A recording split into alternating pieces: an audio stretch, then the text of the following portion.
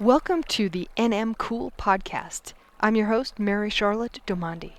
NM Cool is the New Mexico Coalition to Enhance Working Lands, and its 5th annual summit is happening in the spring of 2022.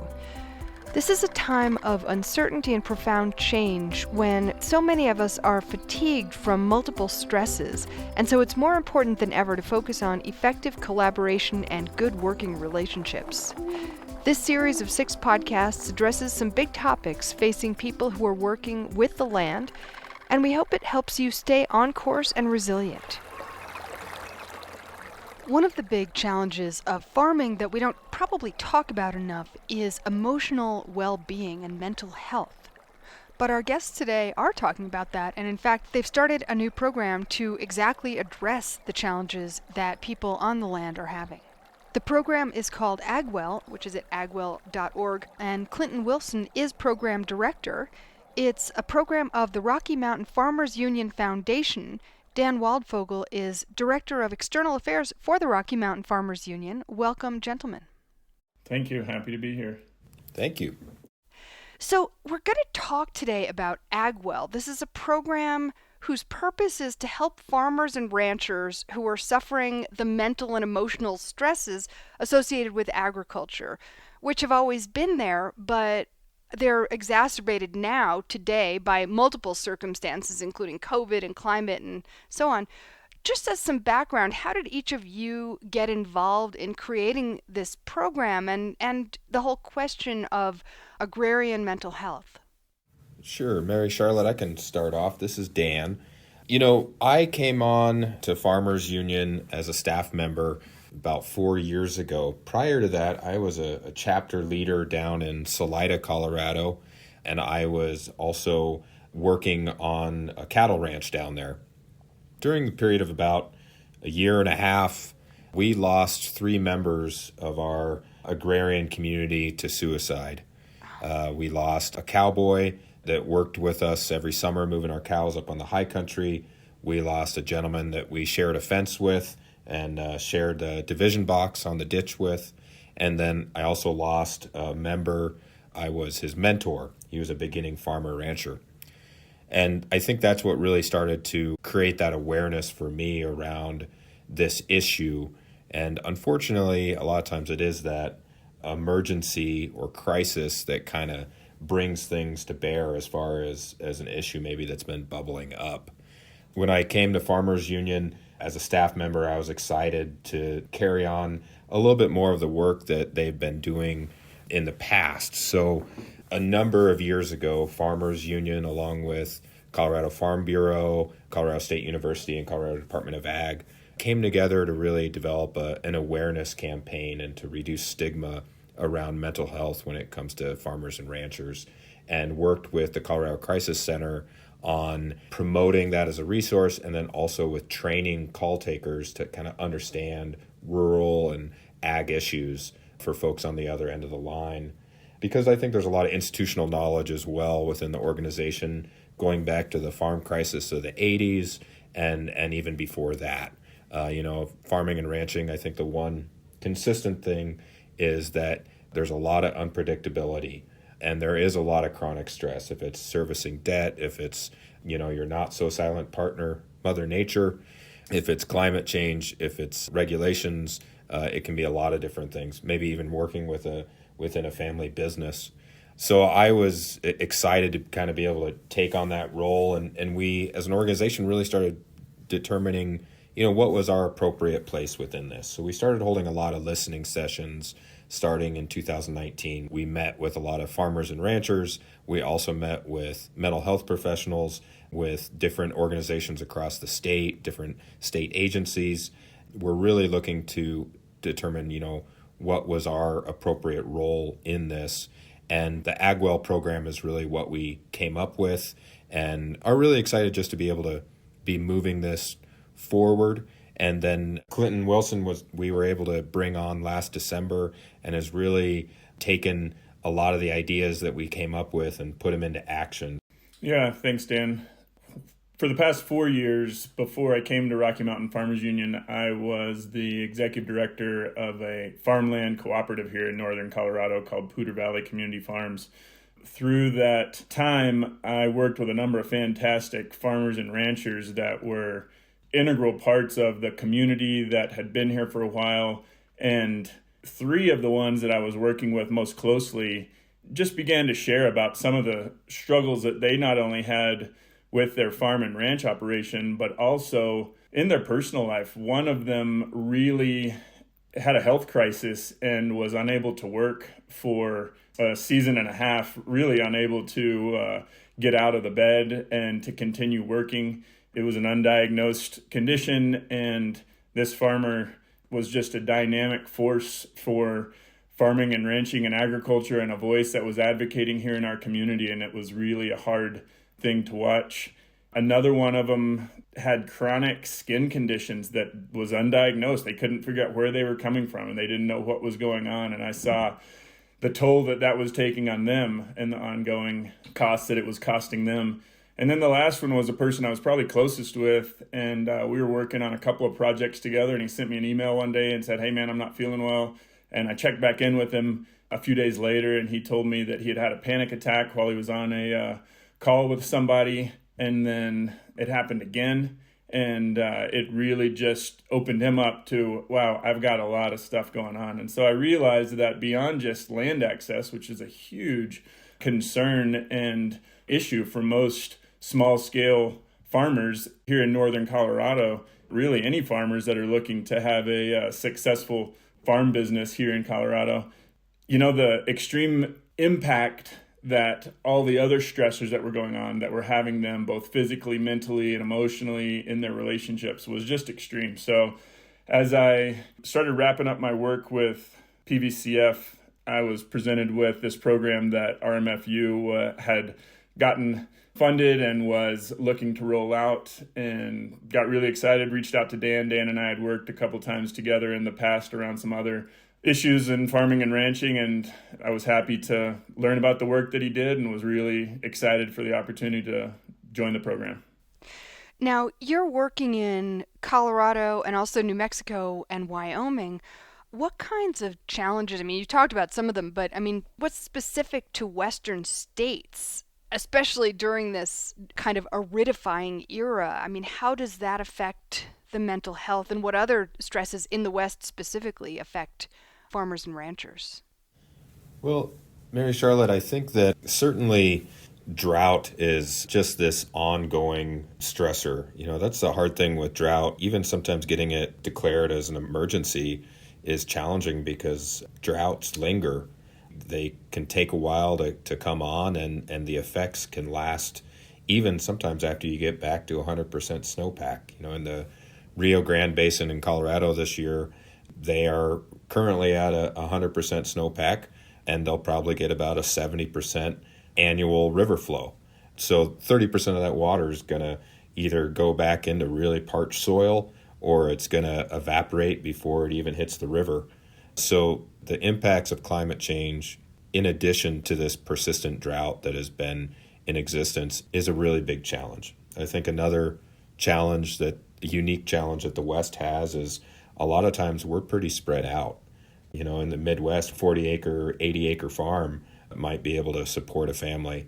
Out here, we're operating on pretty massive landscapes, so you have to really be intentional around developing community as well. So I think that sometimes folks can feel a little bit more isolated. In addition to that, I mentioned emergencies and crisis, including suicide.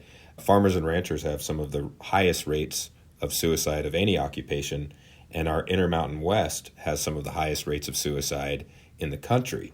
So you take those two layers and pile them on top of each other, our population of farmers and ranchers are certainly at risk.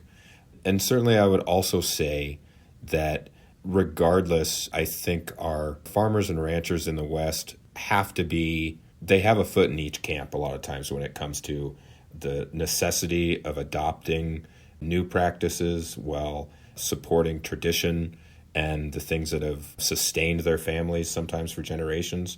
Or we have a lot of people out in the West too that are new to agriculture. And I think that can be sometimes a little bit of a confluence that can create ongoing tension, because as folks are adopting or trying new things, you can feel pretty isolated and alone as well. But, I think just the reality that exists is if we're going to continue to build resilience and continue to produce food, fiber, and fuel, I think there are going to have to be some changes that are made. So that's another step right now that I think the West is experiencing probably a little bit earlier than maybe some other parts of the country, is we're really starting to see some of those effects of aridification and climate change and all of those things. So it's a little hard for folks to step out of that comfort zone.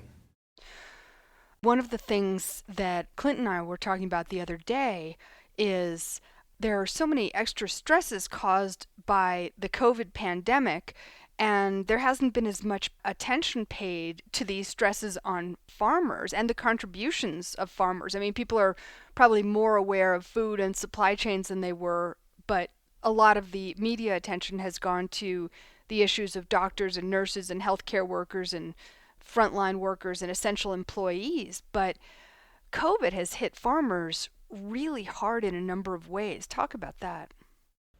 Yeah, I saw it really on the small scale in farmers markets, how farmers markets were shut down, the restaurant industry that were supporting the small local food producers here in our town, really impacted them. The supply chain issues with getting seeds, with getting other equipment was really a limiting factor for these smaller operations, for any operation. And for the ranchers that were raising livestock, the slaughter facilities and the ability to get meat processed into their people that were depending on that was really limited throughout the whole past couple years.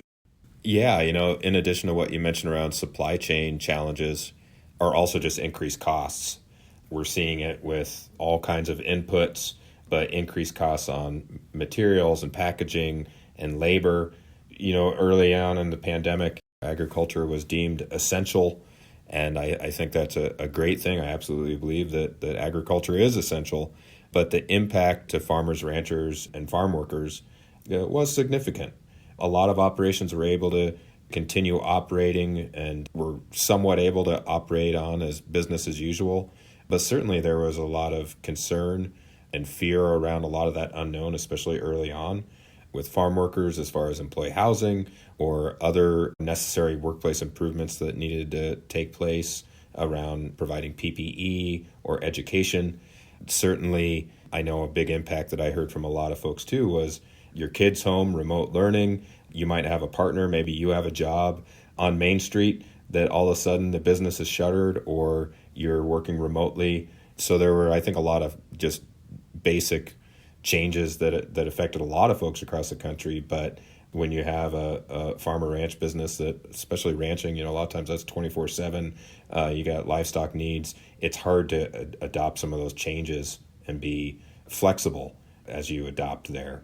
And I think another big thing to keep in mind too is that vast majority of farmers and ranchers, we don't have a lot of negotiating ability when it comes to the prices we receive. So as you have increased costs to production, you got to figure out how to make that work because you don't have a lot of ability to impact some of the other systemic inequities within the food system. So I think that was also an ongoing thing too for folks is, as you see 5, 10, 15% increases or maybe even more on certain costs that you have for just operating costs, that can add up pretty quick when you're already operating on pretty thin margins. Right. And something that you've alluded to, which I think is important to talk about really specifically, is that we can talk about farmers and ranchers. There's also their families and their kids and agricultural workers who work for them, and all of them are affected and all of them are part of this community that may need mental health services. Yes, and one of our big goals for this coming year is to really create some adaptations and enhance our programming to reach those families, the youth, the agriculture workers that maybe English is their second language, and support them in their whole health well-being as well, and making resources available that are specific to those populations. Because you're right, oftentimes they get overlooked and the focus is on the business or the finances and not the people and the families that are often seen in the background or not seen at all. Now, all of this seems awfully depressing, and we're going to get to like the good part, which is the services that you're providing, and it's important to talk about that. One of the things that's in the way of people seeking out services is just this stigma associated with mental health care. Perhaps, I mean, correct me if I'm wrong, but perhaps more in rural communities than urban. What do you see with regard to stigma? How do you get past it?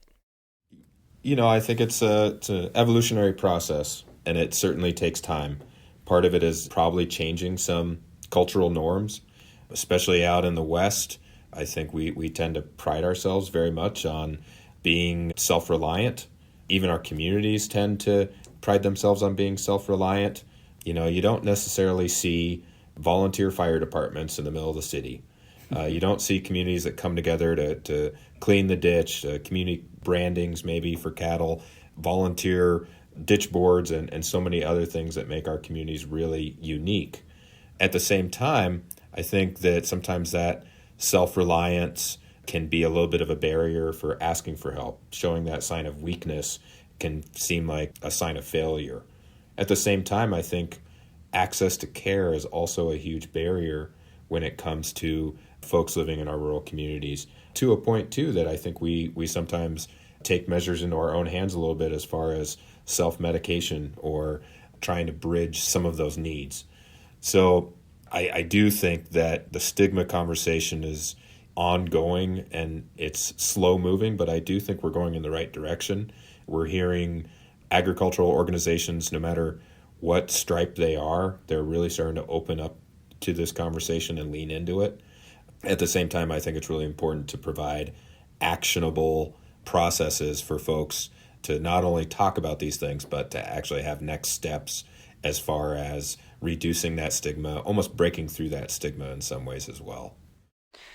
I remember talking to a gentleman named Robert Fetch several years ago on the Down to Earth podcast, and he was saying that, for example, if you have a group of farmers who are talking and one of them shows signs that he might be not doing well or might even be suicidal, there are things that you can do and say instead of doing what many of us do, is keep our mouths shut and hope for the best.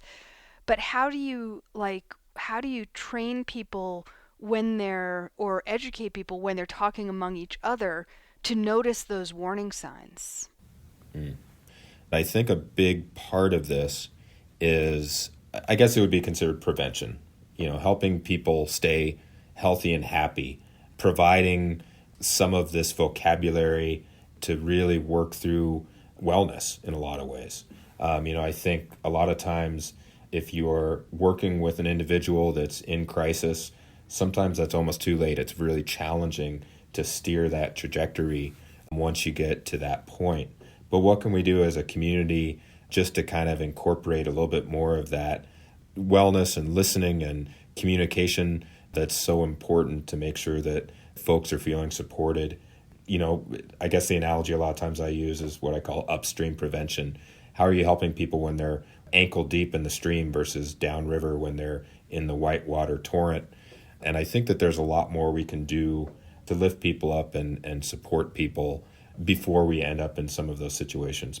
I think the upstream conversation has been a big part of what AgWell is realizing is the gap, and that prevention ideology around how do we avert the crisis by intervening before we get there. And, your question, Mary Charlotte, really highlighted the need for community within the farming and ranching communities. The comfort around these conversations is hard, and a lot of times we want to avoid them. And so normalizing these conversations by talking about them is important, but also having a community that you trust and that trusts you, so that when you say things like that, they not only listen, but they ask you about it, and then they follow up. We've recently partnered with High Plains Research Group or Network out of northeastern Colorado, who created a program called Comet. And one of the main things in Comet is really helping people see the value of being the other person that really is able to help them change their trajectory without doing much other than just listening. We don't have to fix the problem. We don't have to save anybody. We just have to be there and hear them and let them know that we're with them and they're not alone.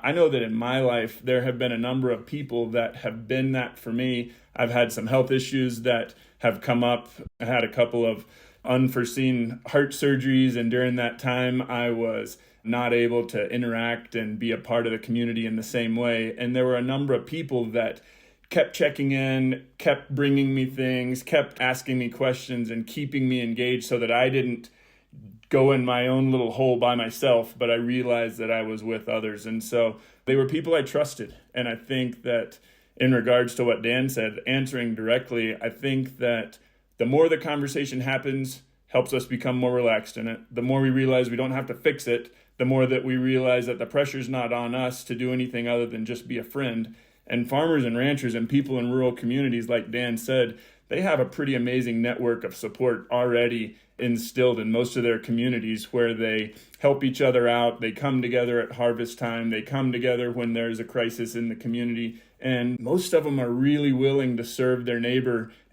There's somebody here in Colorado that, I'm going to mess up the language, but he has a sticker created that says, what if you looked after yourself as well as you looked after your livestock or your community, and really prioritizing that piece that Dan said about the prevention, where we really are able to identify it within ourselves and then ask for help before it hits that crisis point too. So let's talk about AgWell. It's a new program. What does it look like so far? What are you hoping for? And what kind of community input are you looking for as you develop this program? So AgWell itself is launching right now. We have kind of been rolling out AgWell. That was really the result of us needing to find a name to get a website so that we could really get this work that Dan kind of initiated a few years back with the Rural Peer Assistance program that he started in 2020. What we originally called the Rural Peer Assistance Network came out of the idea that really, because there are big challenges with access to care, also because there are big challenges with some social norms around stigma, around even just feeling somewhat uncomfortable with having these conversations, we really looked to our communities and to the leaders within these communities to kind of help be that conduit between their friends, their families, their neighbors, and available resources. Originally, after conducting a lot of these listening sessions, we started thinking, well, should we put together a database? Maybe you can type in your zip code and there'd be some resources that pop up for your area. And as we really navigated that, essentially I came to the conclusion that cold technology is no substitute for a warm body. So really utilizing the amazing leaders that we have in our communities was really the direction we wanted to go.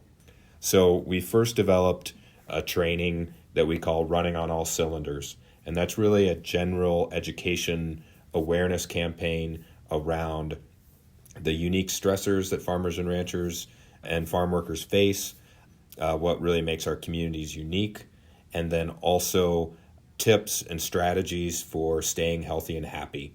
And there certainly is a fair amount of discussion as well on the impacts of stress on crisis, including suicide, in that as well. But that's kind of our general level education curriculum that we utilize. Ideally, it can be a little bit more modular. So as we talk about some of these chronic stressors, maybe there's ways to talk about these concepts within that. So if somebody's putting on a drought planning workshop or estate planning, maybe it's crop insurance, maybe it's business planning, it could be a number of different things. Are there components that we can incorporate into some of this type of offering that so many different groups provide? But the next level to that is what we call the peer listener. So that is kind of taking this information and putting it in action. So helping community leaders internalize this and then kind of be that conduit within their communities to available resources. So that can really be almost anybody. That might be a county commissioner. That might be a farm bureau or a farmers union chapter leader. That might be a hairdresser. That might be a bartender. It can be really anybody that is interested in engaging and kind of taking this to the next step. The step above that, as we kind of go up in levels of intensity here, is the support system for the support system, with the understanding that... What does that mean? So what we're asking of folks that may not have a great background in mental health, they may not have certifications or education on providing some of these services, it's kind of helping them establish clear boundaries and guidelines for how they can be supporting their community. It's also kind of providing support for them with the understanding that, they probably will be absorbing some level of stress as well as they kind of have some of these tough conversations, as they kind of dive into areas that may not be terribly comfortable to talk about. So that might be some level of support, such as group calls, group meetings, maybe it's one-on-one coaching, maybe it's just kind of helping them create some more skills around active listening and engaging folks. And kind of the last level of intensity here is connecting to care. So are there ways that we can provide additional resources for folks to be able to connect to those resources? You mean like therapists? Therapists is a great example. In Colorado, we've partnered with Colorado Farm Bureau, and they have started a program called CAMP. It's the Colorado Ag and Addiction Mental Health Program, and that essentially is a voucher program. So we've secured funding for farmers and ranchers and their family members. They can access up to 6 sessions of therapy at no cost to try out talk therapy and see if it works for them.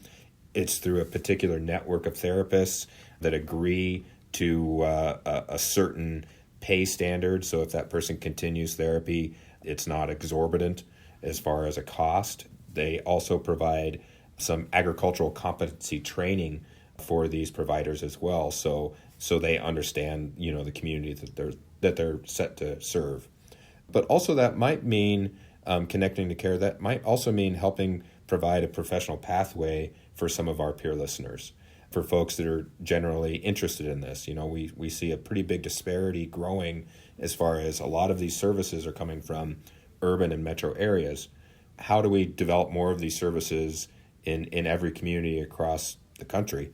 Part of that is going to be developing professional pathways for people to gain more education, maybe certifications, going through programs. Maybe it's different things for them to kind of be able to work within that whole biome of whole health. So mental health, but also so many other aspects to important services that are provided a lot of times in more of our populated areas, but sometimes are pretty sparse in rural areas. And ideally, that's going to be people that have grown up there, they have roots there, they want to stay there. So how do we maybe create some of these opportunities in the future for kind of that rural development in some ways as well? One of the things I think about is this whole concept of situational depression. And to make an analogy, there was a period not very long ago where women did not have access to most professions outside of teaching, nursing, and secretarial work, pretty much, or staying at home and being full-time homemakers. And a lot of women didn't want to do that, and they were depressed. But it wasn't really about becoming happy in that situation. It was about changing the situation. And when you look at the kind of situations that farmers find themselves in, one can understand why there's a rate of suicide and situational depression. It's not that they are poorly adjusted to the situation, it's that the situation is so bad. So how do you think about that? I mean, becoming mentally healthy in a situation that is so fraught. Yeah, mental health has so many variables, and it's different for all of us. And it has origins from all different places, from our earliest memories to the current moment. And it's really hard to give that the attention that it needs sometimes, because there's so many other pressing factors right now, that those factors that have kind of brought us to this space that we're in have just built up over time. And so the thing that for me has been the most important, one, seeking therapeutic help for me was a hard thing to come to terms with, and it was super valuable, and I'm incredibly grateful for the awarenesses that I learned from that. That said, having a community that I belong to, that I feel like is in it with me, feels so paramount to any work that I've done on my own, because I realize that I'm not alone. The things that I'm dealing with aren't unique to me, and that there's other people that are in this, and together we can carry these stresses and these challenges and these hardships way easier than if we all try and do it on our own. And so for me, as I hear your question, I really go to that place of belonging, and being a part of a community that we engage in is so valuable. And that's often really hard, because farmers and ranchers are often isolated out on the farm or the ranch, or the ag workers are in their specific place doing what they have to do to keep their business alive, to keep their family supported, to keep, the crops or the agrarian focus that they have succeeding, and they often put themselves last, which again leads to crisis, instead of, as Dan was talking about before, that prevention space where we really start focusing on the importance of each of our health, so that we can give back to not only our own business, our own work, our own family, and our community, and contribute in meaningful ways. And I think it's also important to say specifically that a lot of the problems that farmers are encountering, they have in common with all the other people in their community, and knowing that it's not your fault necessarily. It's not a mistake that you made, I think, is important part of the understanding. Yeah, and I really appreciate your comparison with other social movements, because I absolutely agree. There are numerous systemic inequities within the food system, and farmers and ranchers at times can feel fairly powerless, but absolutely there's so many other stakeholders as well that don't necessarily have a lot of negotiating power when it comes to creating a more fair, equitable system. And I think we have a long way to go.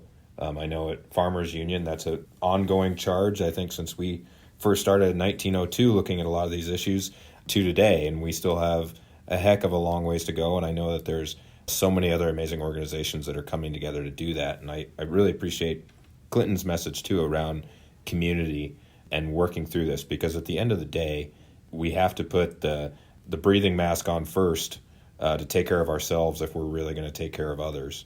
And if we're going to be able to create this important change that needs to happen within our food system, we need to be starting with ourselves. So I definitely look at this very much as a yes and situation, because we do get that comment a lot from folks. Well, the way that you're going to make this better is to fix it when they're talking about whatever chronic stressor this person's dealing with. And yes, I absolutely agree with that. But a lot of times, I think helping people gain the skills to navigate that chronic stress so it doesn't weigh on you, to be able to understand how to reset, how to make sure that you are being as successful as possible in that, I'll call it a struggle, in that constant struggle with a number of things, is going to be really important, because this is certainly a complex challenge that is going to take generations to reform and to fix. So we have to start somewhere, but also I think we have to start with ourselves first to ensure that we can be successful in that. You mentioned just a moment ago, Dan, tips and strategies for staying happy and healthy. Can you share one or two of those tips and strategies? Like, what's an example of that? Sure, yeah, and in our workshops we go through a number of categories for folks just to kind of figure out what might work for them. And what might work for them might be very different than what works for other folks. But we'll look at different things such as your professional life. Maybe there's things when it comes to, physical exercise or spiritual, emotional strategies. We kind of go through each of those and kind of help people determine what might work well for them. And sometimes it's really simple ideas, but it's that ability to kind of develop that muscle memory, if you will, over developing some things that'll help you kind of reset and recenter, especially during those really busy times, during that harvest time, during calving season. God knows right now there's a lot of people spending a lot of time with a flashlight out there checking on heifers right now. For me, that might be turning off the cell phone at 8 p.m. and not checking those emails that come in. It might be kind of going through a certain breathing exercise if I'm laying in bed thinking through things over and over and over again and not being able to sleep. Maybe it's kind of going through a little exercise to kind of help my mind slow down. A big thing for me is walks with my wife and our dog. It seems like if we actually just get out and spend 15, 20 minutes taking a spin, it not only gets both of us outside of our head, I think the dog appreciates it too. So sometimes it's pretty simple things. For some people it might be yoga or meditation. For other folks it might be staring at the end of a fishing rod or sitting in a duck blind. A lot of times those have pretty similar results. So it's going to be dependent on things. And it may sound trivial, but it can be extremely important for that level of self-care, just to kind of develop some of those habits. So when you do get into the tough times, when you get into the feeling like you need to be going 24/7 because you're constantly falling farther behind, it really helps you kind of recenter a little bit. We had an old timer in a workshop a few weeks ago say, he shared this story about onion harvest and how if he takes 15 minutes for a lunch break, that just means he's 15 minutes farther behind. And I thought about that a little bit, and it kind of made me think about when I first started a ranching job. We were cutting hay, so I was told, go grease the swather and then start cutting the hay. We were behind. I think something happened with irrigation that morning. I thought, well, I don't need to necessarily grease that swather. I did it last time. I'm sure it'll make it through the day. And by about 3 o'clock in the afternoon, there was metal flying and sparks and everything else because the machinery broke down. And I think of it kind of the same way as some of these maybe minor things, some of that preventative maintenance for ourselves that kind of help us move forward and be successful and hopefully not end up on fire about 3 p.m. in the afternoon with rust and dust and cussing and everything else. Before we move on, I'd like to just say I don't think it can be understated the little things that each day people who are working in agriculture often bypass. Dan mentioned it was sleep. Sleep is so important, and it's not as easy as saying just get more sleep. There's so many ways that we can help create the better opportunity for people to get sleep, but sleep is so important for the human body. Water. Dan talks a lot about his commitment to drinking more water, and I think that it's specifically important as summer's approaching and the high, hot, dry climates of the West, for people to stay hydrated because that can really affect us. Eating throughout the day, getting good fuel in. But the thing that for me is just breathing. And in those moments, when you start realizing things are not going the way you wanted or things are approaching crisis level, to just really stop and return to your breath. And we do in some of our trainings give some breathing techniques, but I don't think that breath can be emphasized enough as far as the place where we can reground ourselves to where we are, who we are in this moment, and just give our brain and our body that fuel it needs from taking in some good intentional breaths. Most of the breaths we breathe throughout the day, we don't even think about. But those moments where we stop and really breathe in, they really can reset. And that goes along with that, taking a walk, getting off the farm or ranch or what you're doing for 10 or 15 minutes can be so valuable to reground you in what's going on so that you don't stay in that moment that's just bringing you down. And like Dan said, sometimes you don't feel like you can, but sometimes it's the most important thing to do to say, okay, I'm going to give myself 10 minutes. I'm going to go for a walk and just breathe. If people want to find out more information, they can go to agwell.org. If somebody is in crisis now, what should they do? If somebody wants to join your workshops and find out more, what should they do? So the Crisis Now, Colorado has a great crisis line. You can go to agwell.org and we have resource pages that highlight that. Farm Aid also has a great crisis line. Those are listed, but somebody should seek help immediately, either through a crisis line, through their personal provider, or whatever. Reach out for help. With AgWell, if somebody wants to attend a workshop, if somebody wants to have us come and schedule a workshop or offer a workshop, there's contact form there to reach out to us to say, hey, I'd really like to attend one of these, or I'd like to host one, and we'd be happy to do that. We have 3 workshops that are listed on there right now. One that's geared more towards farmers and ranchers, one that's geared more towards people that are supporting agriculture in different ways, whether or not it's extension agents or brand inspectors, bankers, veterinarians in these rural communities that are constantly supporting people in agriculture. And then the last one is this training that I mentioned a moment ago, Comet, that really talks about how to be that other person that helps provide support to someone that you know or someone in your community that has need.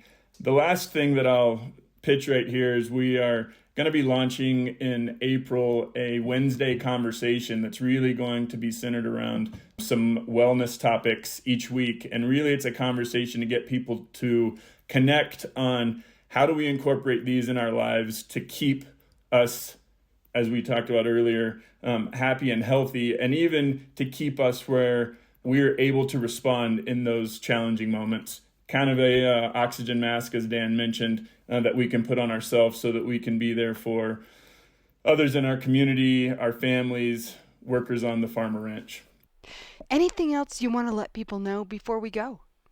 Yeah, just our desire to be collaborative and to collaborate with anybody who is seeing this need and wanting to support farmers, ranchers, ag workers and their families. We would love to connect with them. We would love to figure out ways to work together, cooperate, collaborate to do this, because like I said, we often get in our own little silos and doing our own work, but when we join together, we can do a whole lot more work and a whole lot more impact. And that feels like an important thing to get the word out. Dan Waldvogle and Clinton Wilson of AgWell, again, agwell.org. Thank you so much for being with us. Thanks for having us. Absolutely. Yeah. You've been listening to the NM Cool podcast. If you want to learn more about the New Mexico Coalition to Enhance Working Lands, visit nmcool.org. That's nmcewl.org, where you can listen to other episodes of this podcast and learn more about our members, work, and ways you can get involved.